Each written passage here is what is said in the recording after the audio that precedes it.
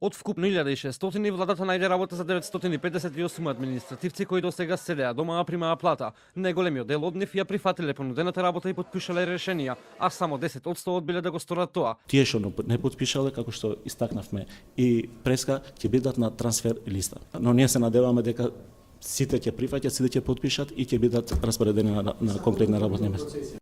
За останатите 642 вработени по рамковен договор дополнително ќе се бара работа низ институциите, но коалициониот партнер на СДСМ во владата ДУИ не отстапува и посочува дека со прераспределбата на овие вработени не завршува процесот на вработување по основ на рамковниот договор. Приоритет на владата, односно на секретаријатот за спроведување рамковниот договор и другите институции е да сите овие лица да се распределат во конкретни работни места. Потоа, според анализата која се прави од надлежните институции, ќе има нови огласи за вработување во тие институции каде има потреба и каде правичната застапеност не е на дозволено ниво. Најмногу има префрлено во Министерството за внатрешни работи, таму се распределени 50, потоа во Управата за јавни приходи 39, а во Царина 30.